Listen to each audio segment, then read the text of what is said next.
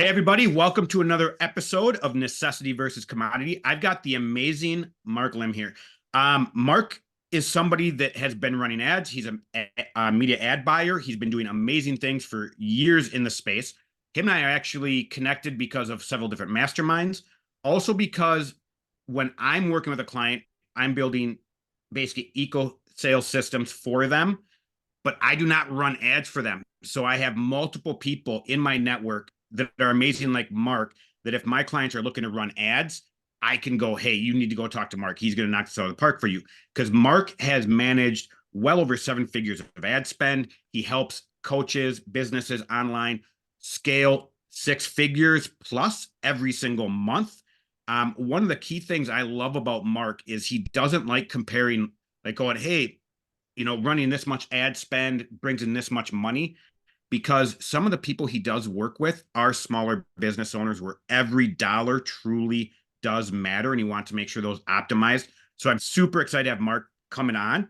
Hopefully get some major nuggets for you if you're somebody that's running ads currently and maybe not seeing the results you are. Someone's maybe an online business owner that's trying to decide if running ads is the right thing for you, because that's not always the case. And so we're going to dive in deep right off the bat. So Mark, welcome to the show. Thanks, man. Thanks for having me on. I want to start off and kind of ask, Yep.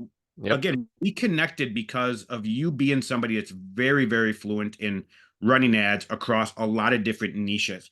And that's why you and I really started a dialogue. And I've seen so Yep. much of your work and success inside the mastermind we're at. I'm like, I need to talk to this guy. The one thing I have first off to ask you is kind of what I just alluded to a second ago.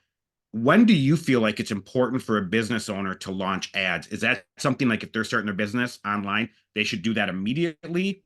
Or is there a certain like criteria that you look for to bring it on a client?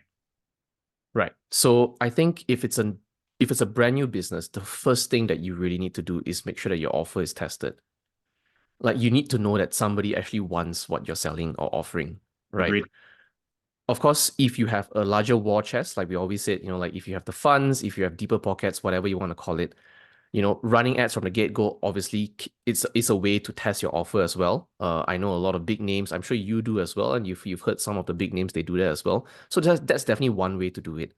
But if you're just sort of like bootstrapping, you're starting off, like you're not sure if this is something that you want to go in full time, or like you're just sort of testing waters, then I'll say, and it's something that a lot of people are doing it now as well, right? Build your audience first. I think Alex Hormozy actually has an ad for school, right? Yeah. A lot of people build a product and then find an audience, but now we have to build our audience first and then create a product for them, right? So if you ask me, I think that's definitely the best way to do it now, especially with everything, ad cost is rising and a lot of people are finding it more difficult to profit on the upfront. Yeah. So to answer your question, if you're a small business owner, definitely test your offer first, right? Whether it's through organic means or at least sell a couple of whatever it is that you're selling, whether it's a product or a service. And if there's people picking it up, then like, okay, that's where you can go on to start, spending on ads and running paid ads. Can I ask you a question on that? Because I do think that's really important. It's something I talk to my clients about deeply, and also just individuals in the space and advice I give them about testing an offer, right? Mm-hmm. Like so many business owners that are online that I run into, they feel like their offer is actually tested, even though they're not consistently bringing in clients. They're not making really the financial targets that they're looking for. So, is there something you would suggest somebody of how to test offer and what you mean about that so people get a little bit better idea just to make sure? I think it really depends on your niche and your industry as well. For example, if you're selling products or you're an e-commerce business, I think you need to at least have a consistent monthly recurring revenue. I think a good benchmark would be at least like anywhere between 10 to 15,000. If you can hit that kind of monthly recurring revenue, Yep. or some people call it MRR, if you can hit that consistently or at least thereabouts consistently, then you at least have some, a product that the market wants, because you also need to understand that certain products doesn't have a very large addressable market. So you need to be able to identify that as well. Because I've met business owners, especially in the e-commerce niche, like they in the first couple of months, their monthly sales fluctuates like mad. Yeah. They get really good sales, and then the next month, like nothing at all. And then like, And that could be a seasonal product. So you need to be very honest with your product and you need to identify the reasons why people are buying your product. If it's a service based, similar, you need to be able to at least get as much clients as possible through organic means that you can fulfill yourself. Again, very dependent on the niche, right? And you need to at least hit a consistent monthly recurring revenue as well. So for me, once you have that, then you at least know like, okay, my offer is something that people want. It may not be very refined. You may like work with somebody like yourself, Scott, to like sort of refine your offers and, do a bit of tweaks here and there. But you need to at least hit a decent monthly recurring revenue to know that that offer is at least, validated. Agreed. And the one important thing I think a lot of people miss with that when you're doing the organic and you are testing it, the stuff that's really hitting and you get the best results from is very easy then to go, hey, Mark, I want to bring you on. And as you're doing an audit of the business, I can show you, hey, these 10 things really pique my following's interest. And it's stuff that you can start taking and building stuff off. So you're running ads. So you're not shooting in the dark from, Yes. and that's a bad way of kind of saying it, but we both know what It is. kind of understand that there's a foundation you can take a look at because you can start tweaking Yes. that. And I think Yes. that is so important too, from when people run ads, they run ads themselves and it's super generic, super general, and they're wondering why they're losing tens of thousands of dollars, or their client acquisition cost is like $2,000 for someone to pay them 3,000. Like that's not a financial stable business. We were talking and you brought up something really unique, that you're working with a really high level speaker and you're basically going to be spending over 100K in 14 days for an event. Now that's not a typical thing like that, right? Like normally you have a ramp up stuff and you can't expect a massive ROI of like 5 times or 10 times if you're doing that type of advertising. And so the reason why I'm bringing that up is because why are you advertising? The purpose of your advertising, the strategies you go about it are all really important, not just as a level of business you are, but also what you're kind of doing. So if the reason why I kind of prefaced all of that, running a challenge, right? So obviously he or she has an event coming up. You have a time date on that. What is your expertise and what you've seen? Like if someone is running an event, like how much ramp up time should you have pushing to the event? Because there's a lot of different point of views on moving this. parts. Yeah. So I'll share it from a online event perspective because I've had experience where I ran it for a coach. And they used to do 2 live webinars per month. So there was a 14-day block. I mean, not exactly so it's 14 days, one webinar, 14 days, another webinar. And that webinar was they were going to sell a ticket to a physical event that happens once every quarter. Right. So it's a bit of a long funnel there. But that, for me, I found has been the most successful way to run events. So 14 days to the live webinar date, because 14 days is long enough for you to generate sufficient leads, but not too long that the leads or prospects forget that, they actually signed up for a webinar. Because like usually the guys who come in from day one, of course, we have our email nurture sequence. We do SMS. Over here in Southeast Asia, we do WhatsApp as well. We do a lot of WhatsApp marketing as well, reminders and stuff like that. But we found the sweet spot to be 14 days to that live webinar. But if you're running just, let's say, one physical event, I would say ideally 30 days towards the event.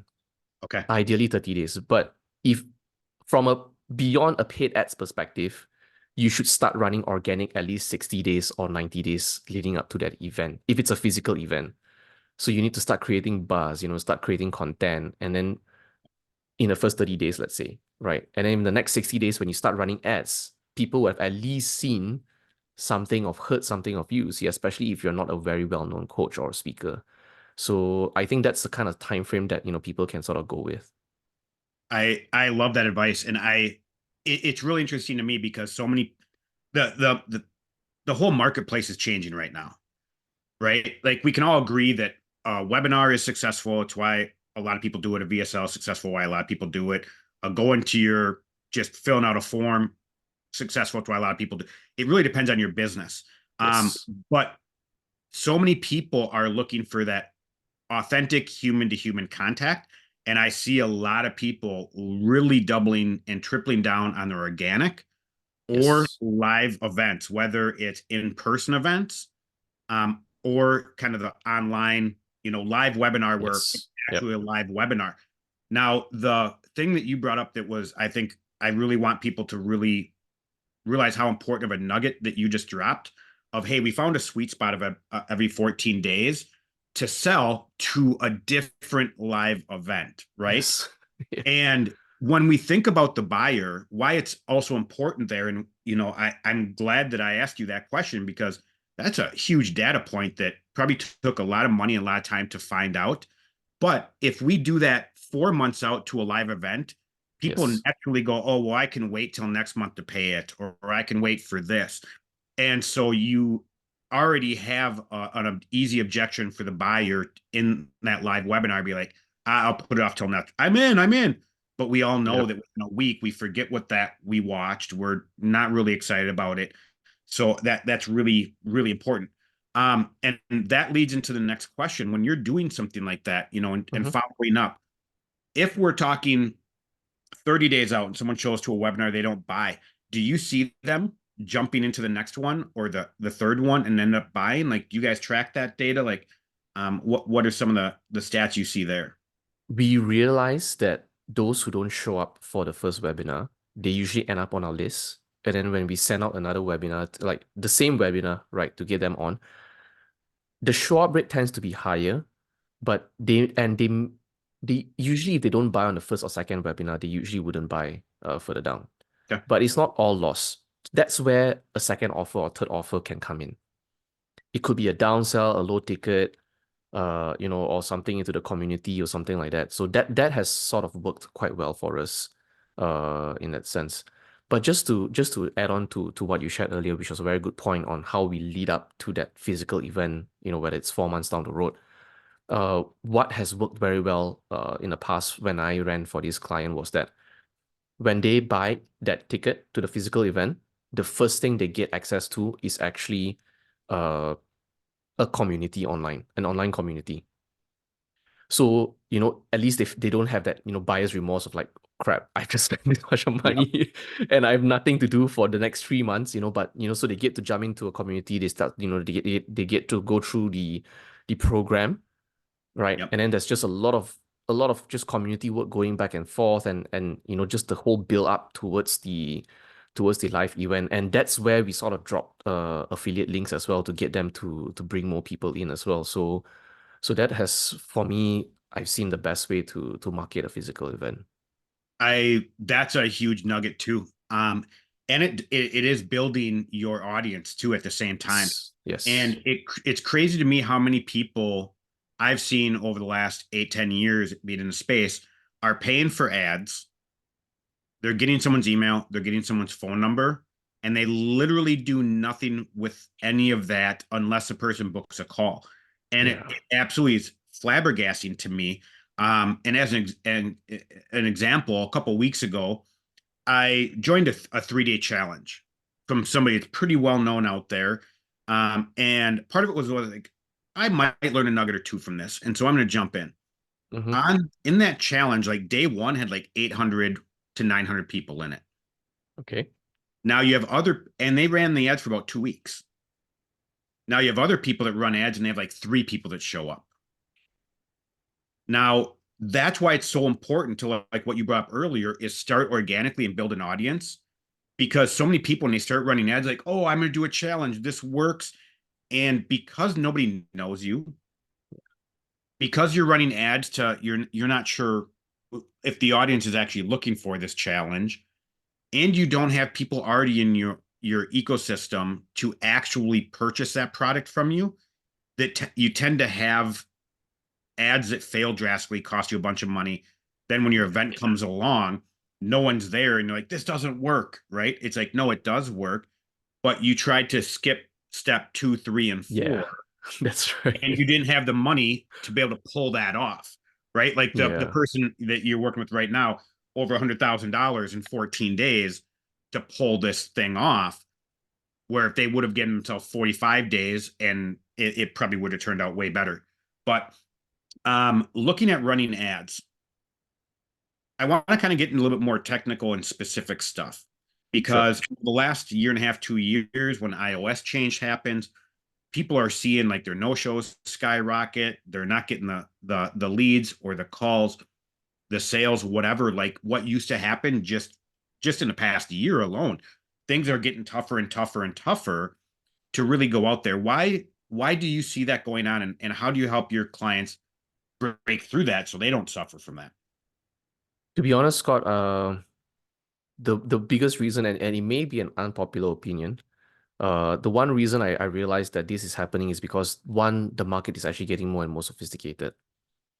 So for me, like being able to, because I market in now mainly two different regions, right? Malaysia, I have a couple of clients in Malaysia, and the American market, right? So for me, when I market in America, I feel like I'm looking into a crystal ball of what Malaysia eventually is going to be like, Yep.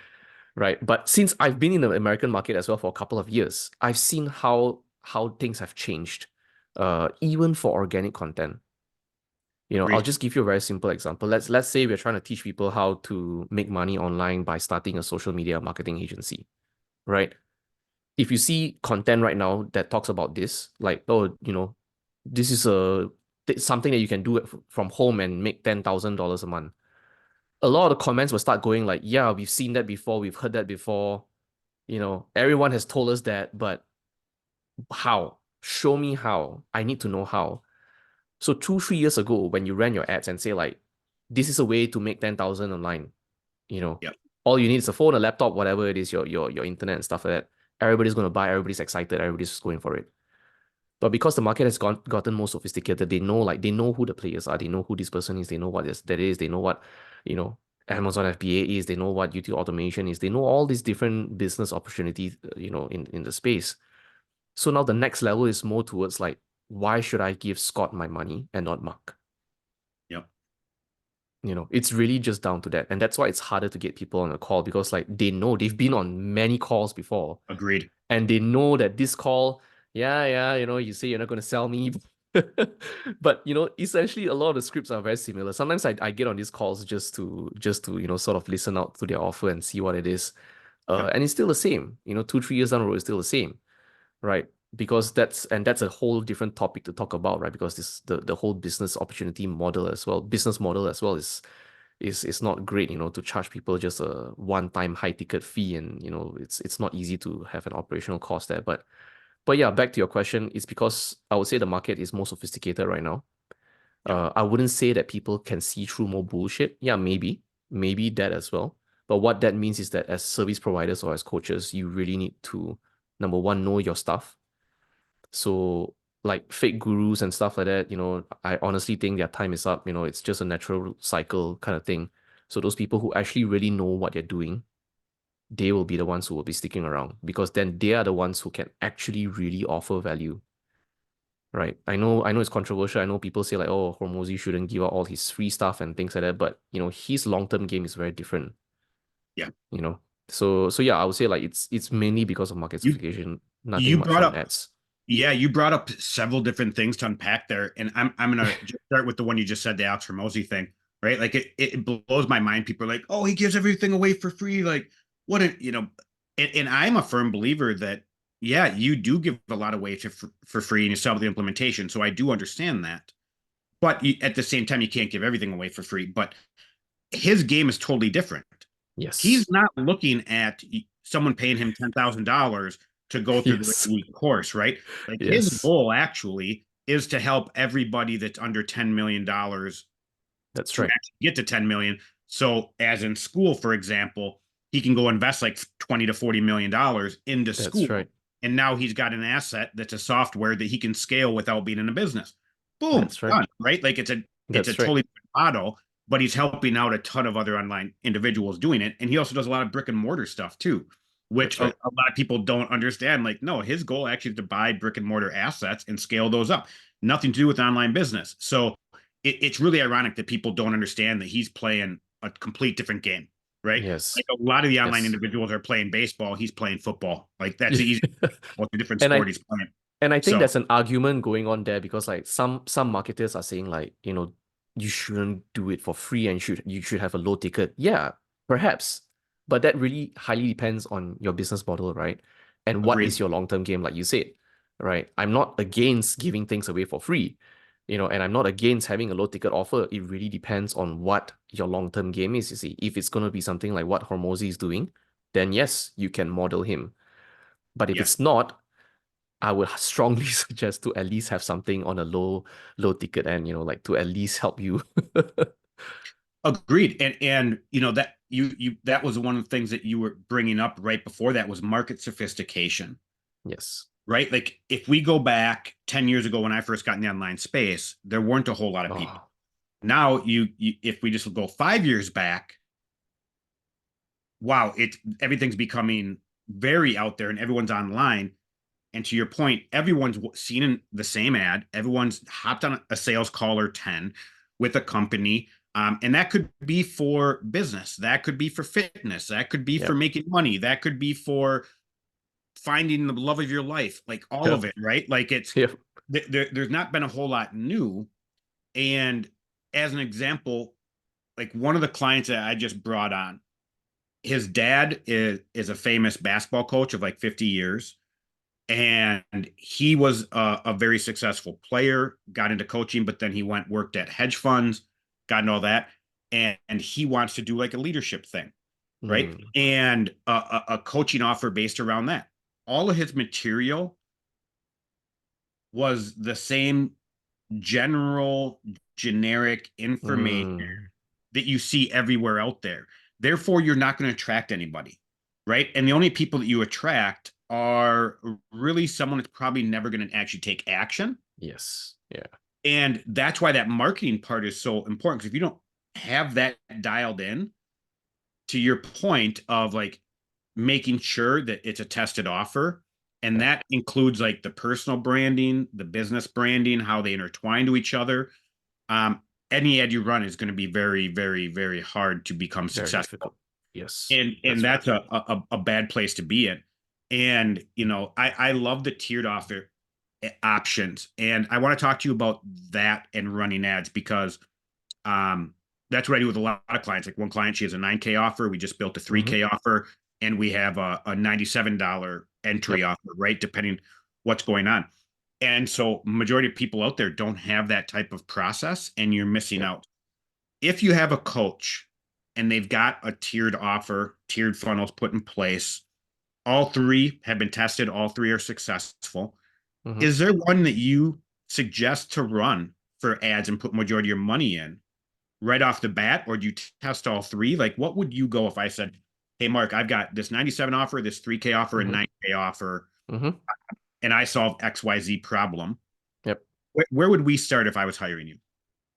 We definitely start at the 97 because I'm going to assume that the 97 is a buy-in to a community or access to like a group coaching kind of format or a system going on there, right? Because I think that's what and it's to add on to a point that you said as well earlier, right? I think there's too much information out there right now. And information is so easy, like with ChatGPT and all this other stuff, again, information is literally at our fingertips. I think people now are willing to pay the 97, whether it's 97 or 47. There's even a $7 offer out there by Yep. a very good, very popular marketer, and and people want access. They much rather have access than information right now. Yes. So I would definitely start at 97. You know, yes, of course you will get information as well in the 97, but more importantly, you have access, right? Let's say Scott to you, right? Or I have access to Scott, and what does that mean? Like one coaching call a week, for example, right? They get a taste of it. They say like, you know what? Yeah, Scott is a pretty good guy, and he knows what he's talking about. He's not just blowing smoke, and he definitely can help me with my problem. Cool. I'm gonna buy the 3K now. Yeah. I You know? couldn't agree with you more. And Yeah. there's so many individuals out there that are if we use the term guru or whatever, so many people out there are marketing to individuals that are looking to make money online, and their only thing is, hey, we're going to show you how to run ads, and you should only have a high ticket offer. And again, the level of sophistication that people have because they've been through all that. And now you brought up the divergence of AI. I mean, before you could Google pretty much anything and learn on Google or YouTube, right? For the most part. And now with like AI stepping in, it's even more so, Yep. even more detailed specifically to around what you need, that people are very leery of spending 5, 10, $20,000 and Yes. getting burned again like what they were, because so many people feel like they can do it themselves now. So it's not just Yes. sophistication, but like, I don't need you to give me a template for some Facebook ads. I can go to ChatGPT and go, hey, write me Facebook ads for my XYZ offer, and it'll kick Yep. out generic garbage, just like what you were going to charge me $10,000 for. And so people, there's a lot of little reasons for that. And I love your point on that $97 offer. Lots of times does several different things where, let's say you're running a $97 offer. I'm like, hey, who's this Mark guy? I click in. All of a sudden, now I'm in your ecosystem. Maybe I'm in a community, whether it be like Facebook group or a school, or Yep. I get to see you now, right? Yes. And people are buying people now, not just Yes. the strategy, the tactic. And I I haven't liked the group, tons of modules, Coaching. all Yeah. that type of Yeah. Yeah. stuff for a Yeah. long Yeah. time. It's why a lot of clients come to me, because I'm like, I don't do any of that. No, this is a do it for you, a do it with you, and I work one on one with you, right? Yeah. And my goal is actually to deliver 3 times the value at twice the speed at half the cost of what you've invested in the past with other individuals. Yeah. And having that one-on-one touch is really important, because yeah, you can go to ChatGPT and type out Facebook ad or write me this marketing material or do this. But again, all it's giving you is that generic stuff that has been failing That's because right. people are sophisticated. So, using like that gentleman I was talking about with like a leadership offer, it was funny because Brendan Bouchard just came out with a video yesterday, which was the four elements of aliveness, right? Mm. And then you have all these other gurus out there that are teaching you these 4 parts and do this, and you apps you can pay $9. How do you stand out when there's so many different options? And that's a personal thing, but also putting your Definitely. unique spin at it. And people want to see and feel the person to be like, hey, this is the ideal person for me, Yeah. They want to be right? able to resonate with you because, like, I don't think that's a right or wrong way. I think, and that applies in life and marketing, right? It's never just ones and zeros, right? A lot of times everything is quite gray.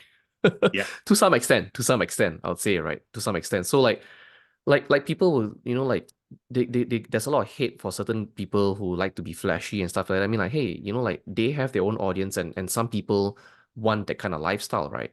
It's not for me, but that's fine, right? So I'm gonna go and find somebody who teaches and talks about the same thing, but yep, maybe we share similar values in that sense. So then all these things you cannot get from paid ads.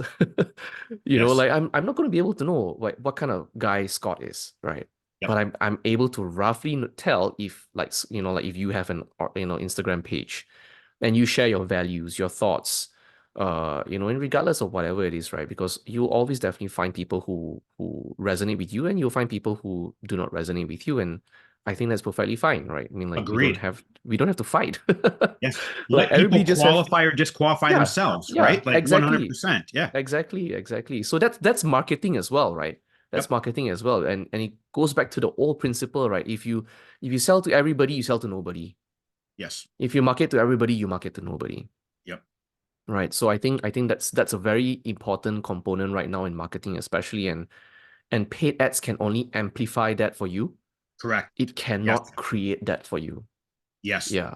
That is a huge nugget, and said perfectly, that I hope people really understand that, because I think that's a big problem. I see a lot of people, their Yeah. business is struggling, and they're like, oh, I can solve it by paid ads, which is probably one of the worst things to do, because it's probably the Mm-hmm. fastest way to tank your business and your finances.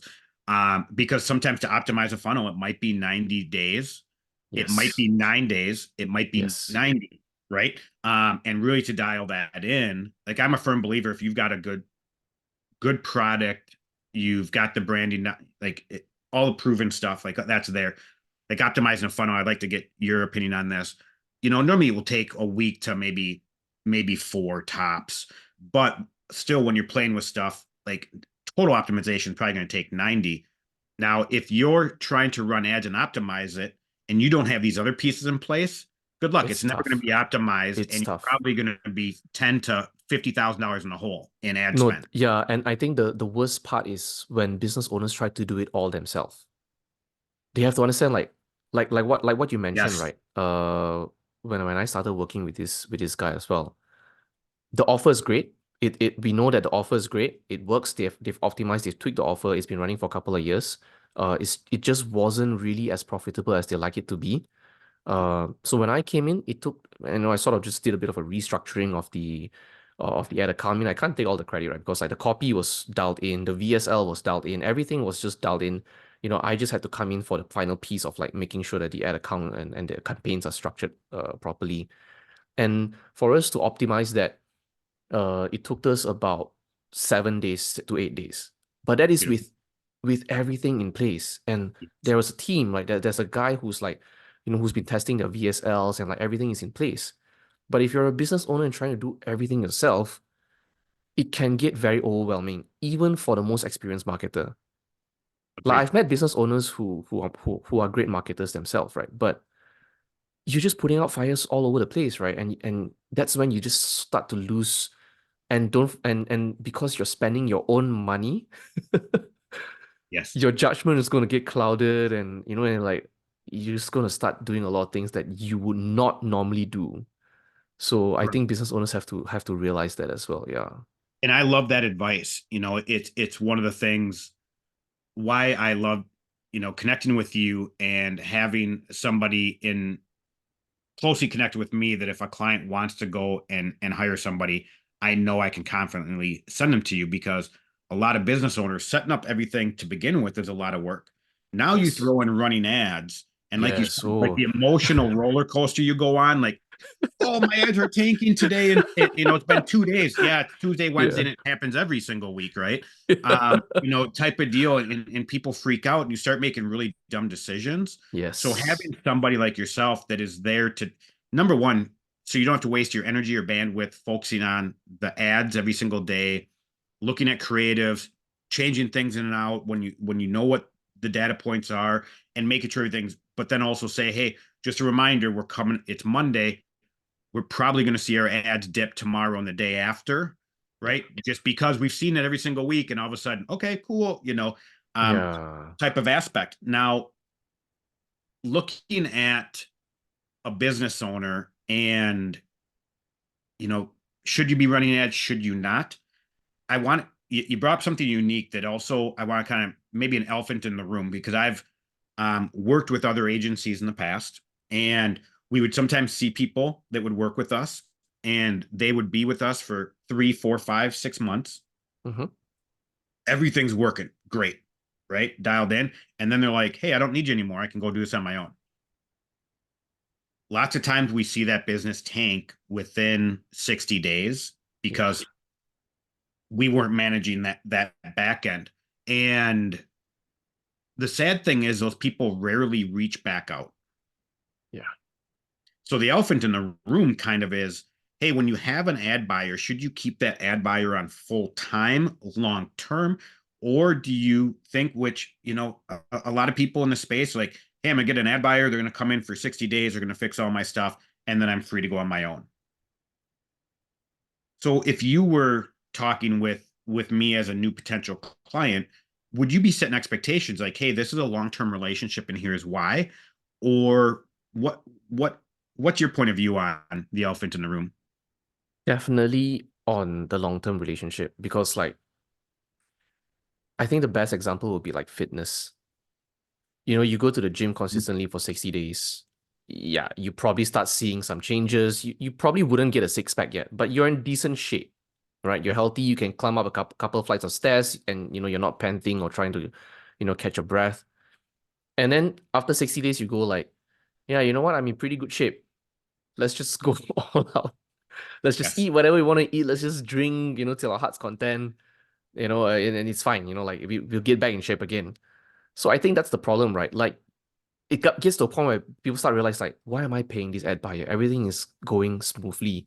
But like I think a lot of business owners forget that to get to that smooth sailing journey, a lot of things have to be put in place first. Yeah, you need a navigator. You need a navigator, right? And when water starts to get choppy, that navigator is going to give you a heads up and go like, guys, it's gonna start getting choppy, right? So either we need to tweak our offer, change up our offer, get new creatives in, or sell the same thing but package in a completely different way. Yep.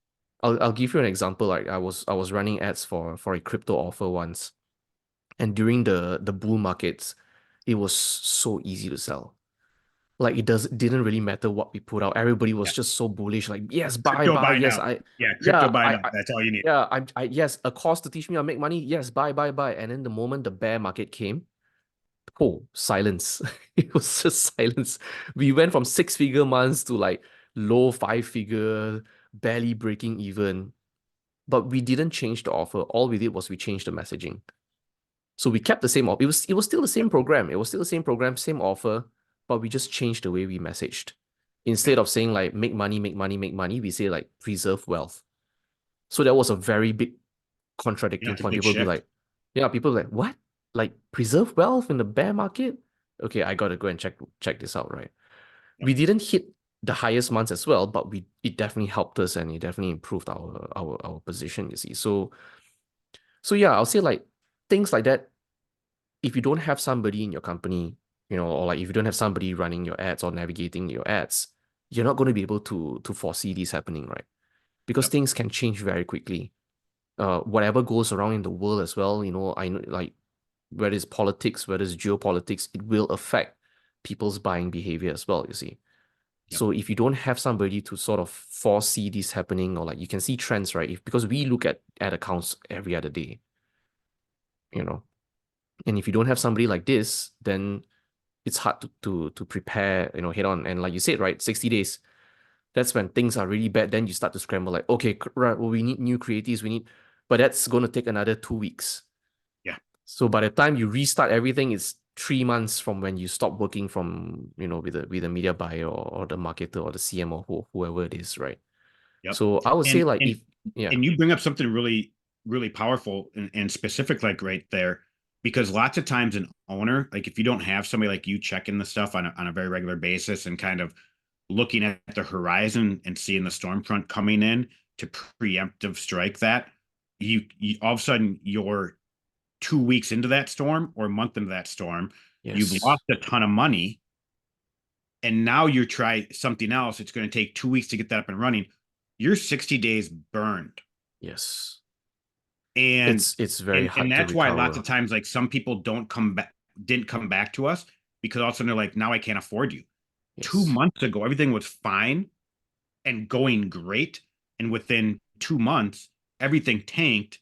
And all of a sudden now you're like, I can't afford you. I've got to figure this out on my own. And all of a sudden now you're really, really stuck. And I think that's why it's so important to have a long-term relationship with some. Definitely. But I also do understand that some businesses they want to sort of bring this thing in-house. Like, in Yep. fact, I think in the past 6 months, it's sort of like a trend or a or a hit word that I've heard a lot. Like, we want to bring this in-house. And I think that you definitely can bring it in-house, but you definitely need somebody like you, like a CMO, whether it's a fractional CMO or a full-time CMO, you Yep. definitely need somebody like that. Because that guy or gal is gonna be that strategist for you, Yes. right? They need to know like this is what we plan to do for the next 12 months or whatever it is, right? And if you want to And bring the Mark, that's media, why you and I work so well together. yeah, Me being that fractional CMO and you being the ad buyer, that's right. going That's into a right. company together, we're communicating, we're both seeing things, and Yes. then we're actually able to We're get the shit helping. back really, really, really quick. Exactly. So like if you're gonna bring this thing in-house and not use an agency, you definitely need somebody like that first. And then media buyer, copywriter, and stuff like that. I think you could still do contract. That's really sort of like you don't have to rush into it. But because I did speak to one of these real estate coaches and they wanted to bring this in-house. And the first person they reached out to was a media buyer. I was recommended by somebody and they said like, like Mark is a media buyer. So when I spoke to them, I said like, oh, okay, we got to calm down because the last person you need right now is a media buyer. You actually need a fractional CMO or CMO first. And then like there's funnel builders and all these other things. And also there's a lot of things that you need to think about before actually hiring all these parts in-house, you see. So, but if anything, I would start with that fractional CMO or full-time CMO, whichever works better for your business. That person has to come in first, right? Before you let your agency go completely or whatever it is. Yeah. And Mark, it's one of the reasons why I love you.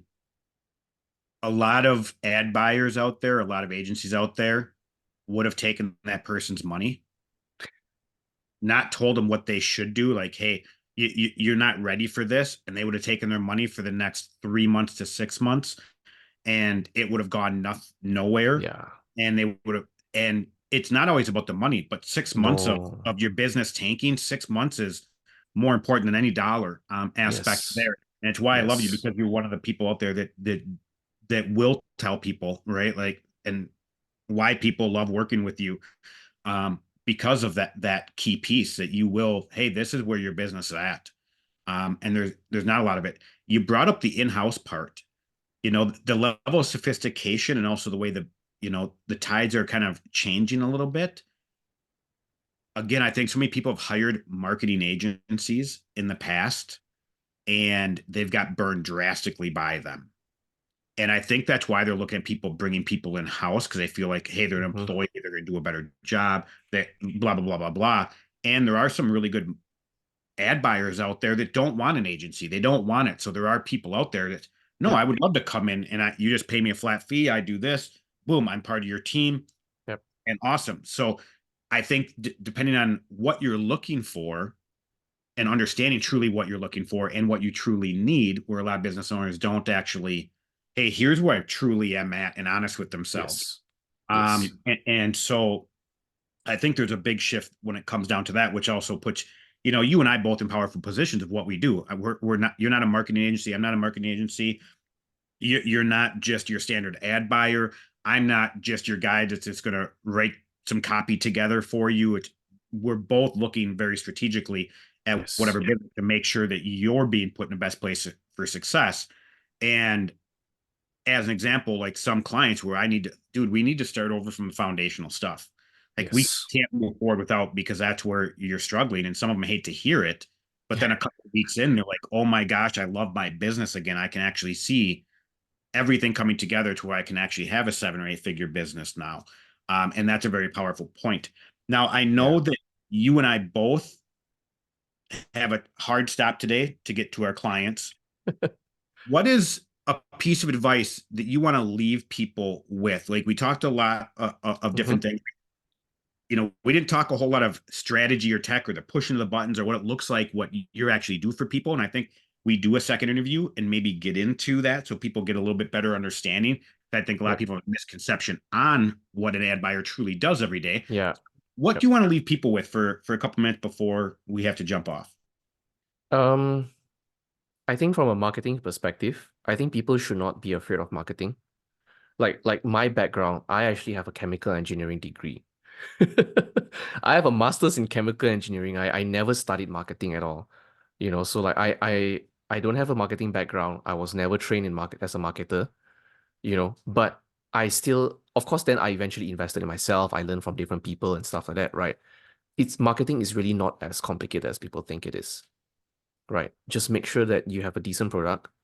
And I know this is said a lot, but the best way to market your product is just to be your authentic self. Great. I know it's very cliche and stuff like that, but really, I think it just needs to be said a lot more. Like, because a lot of people tend to model other coaches that they see. I think you Yep. can model their business to some extent, but if you're not a very loud, outgoing kind of person, don't try to be that person, right? Just be Yeah. you. You will attract your crowd. And I think that the last thing was like what you said earlier, right? In terms of how I'm able to just tell the guy like, hey, it's just not me. Uh, Massive shout out to my dad, because like he's taught me and my siblings this as businesses, and I think this is something that I would like to share with people as well. Is that not everybody is, you will not do business with everybody that you meet, and you Great. should not treat everybody as a transaction. Great. So like, yeah, I may have lost out on like $5,000-6,000 working with that coach, but if I would have signed with them, it would have been the worst 3 months of both our lives. Yes.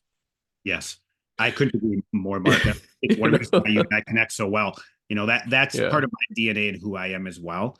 Um, and me do a transaction with somebody just to do a transaction is what's wrong with the online space.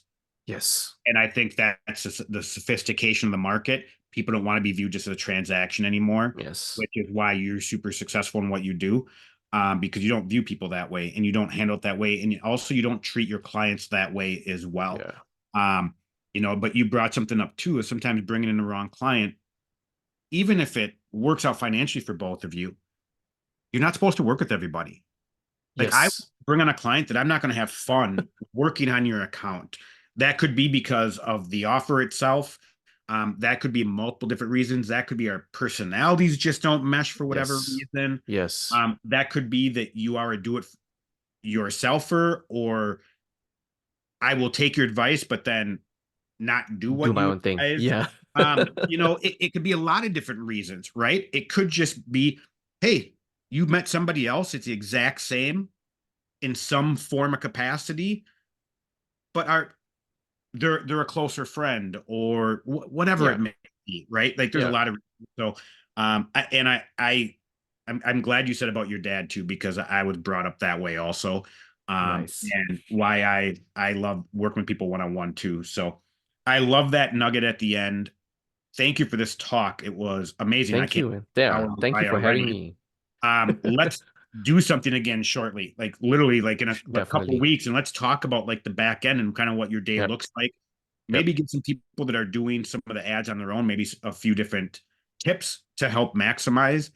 Because if, again, kind of like the Alex Ramosi thing, get people the information so they can get to a point to where then they're like, oh, Mark, come in and run the rest for me. So Yeah, really definitely, help man. people out. I'd love to do that. So again, thanks Sounds good. Jan today, and can't wait to see you soon.